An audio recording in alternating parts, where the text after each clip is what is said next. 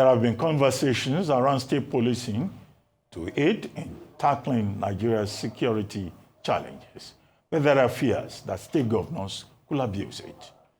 The 19 northern governors, under the auspices of the Northern States Governors Forum, have demanded an immediate review of Nigeria's security strategies and the creation of state police to tackle the resurgence of terrorist activities in some parts of the Northeast. Killings by bandits in the Northwest and North Central, as well as the general insecurity in the country. This is just as Governor Uba Sani of Kaduna State has debunked the fears that governors could abuse state police, stressing that the legal framework to be enacted by the National Assembly will restrict the power of state police to the fight against insecurity and criminalities and not political cases. Joining us now on this show this morning to discuss the concerns around state policing is Sir Mike Mbama Okiro, former Inspector General of Nigeria Police Force. Welcome to the morning show, Sir Mike Okiro, and thank you for joining us.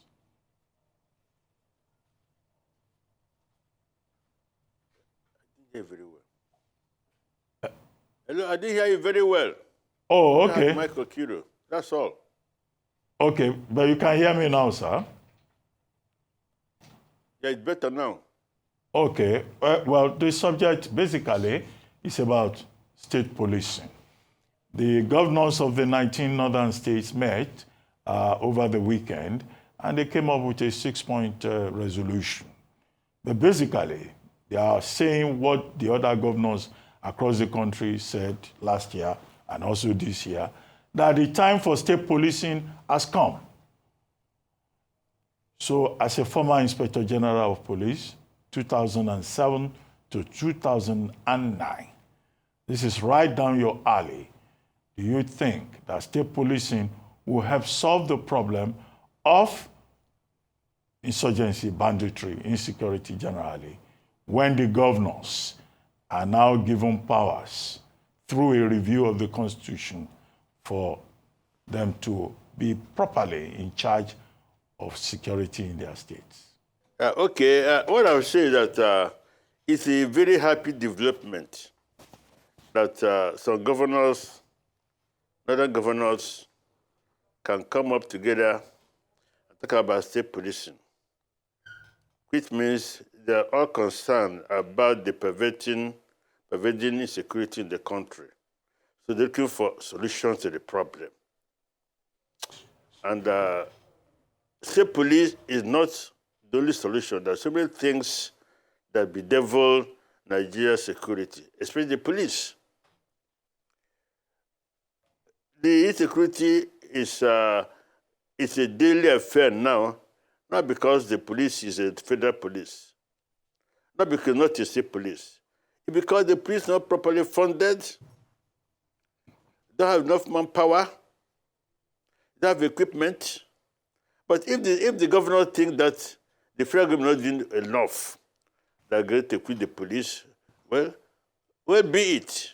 But if they have state police, and the police goes back to what it has to be, lack of manpower, lack of welfare, we'll go back to where we started from. This issue of state police has been there before. We have the region before the Civil War. The region started their own police. You know what happened in the West 1965, Operation Wait here, because the region had their own police, so the police was misused to the detriment of the political enemies. So that was what made Gowon, I think 1971 or thereabout, to have a unity police force, which the Constitution came up to called Nigeria Police Force. That's unity police for the whole country. Because the police is an embodiment of unity in the country. So if you have state police, which means you're having 36 police forces in the country, and it will be difficult right now, as Nigeria is now, to have that kind of arrangement. Maybe in future, But at least now, it'll be difficult. And in actual fact, I looked at the arrangement, the structure of the police right now. I think that is also part of the problem we're having. I'm suggesting geopolitical police. We have geopolitical zones in Nigeria. If I have geopolitical police, let me give example. South. All of them within that region, they are aligned to the ocean. They can swim. Many of them had similar culture. That they can work together. You can transfer somebody from Akwa Ibom to Cross River, from River State to Bayelsa, from Delta to Edo. You can do that. Because they understand the culture onto the language. It's easier for them to operate than to put somebody from Kano to Bayelsa. The concept from Kano to Bayelsa cannot perform. He cannot swim. They don't understand the language, don't understand the culture. So it's a bit difficult. But if you have geopolitical police, that will remove this request or registration for state police. Because all of them are within the same place. And state police has a lot of advantages. One, if you have a state police, the governor will control the police. The commissioner of police will be under the governor. The governor can decide to use the police to run out the position. I don't want to mention names. We know that some governors who have that power to control the police will make their state unitary political party. No other person can come up. So, the police is not actually the answer to this problem of insecurity in Nigeria. It's the commitment of government to make the police succeed that will allay the fears of Nigerians over security in Nigeria. Okay, sir. Now, some might say that we've seen a degree of success from some of the vigilante groups, the local, the state policing communities. Your Amotekun, for example, you had Edo Security Network and so forth, that within the state infrastructure they worked, and that if they were to be upgraded to police status, that this may be more effective. What are your thoughts on upgrading some of these groups to police status? Yeah, the vigilantes, I think they were formed around 1995 or thereabouts by the IG then. The idea of vigilante was just address the lack of strength for the police. The strength of the police, the number of policemen was so small that for 5 years there was no recruitment of the police. So at that time, the IG came up and found that the police could not perform because they had the manpower. They suggested that communities can have vigilante groups, and they must work along with the police. For example, you have 10 vigilante people together patrolling the community. You have a policeman or 2 policemen with armed going along with them. They give support to the police give support to them too. So that was why the vigilante came in. And all along, with time, they started expanding. Of course, missing and losing the rationale for which they were being created. You see the vigilante now, some of them not even trained. They just go to the street and do whatever they want to do and cause problem. The problem that happened in Edo is because the people are not properly trained. And if that's allowed to, what happened will continue. This is just the beginning of what is going to happen if you have state police and the vigilantes are so powerful that they can do anything. They need to be controlled from the federal. that there be uniform law, uniform procedure, uniform operational guideline for all of them. But if a state is allowed to do it, the governor can just do anything, and Nigerians will weep for it.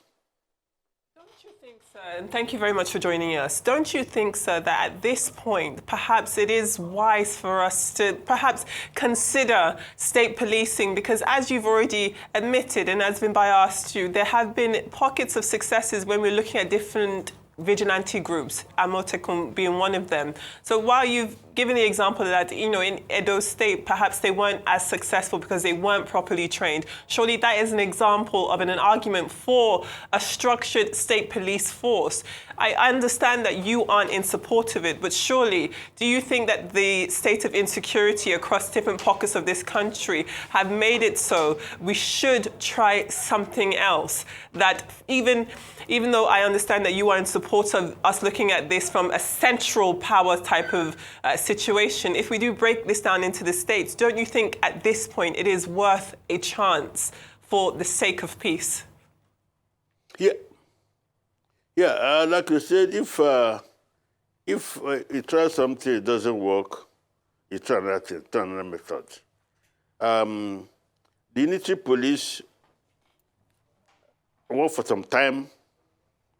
It's not working now effectively. It's not working effectively because of the neglect from government, federal government.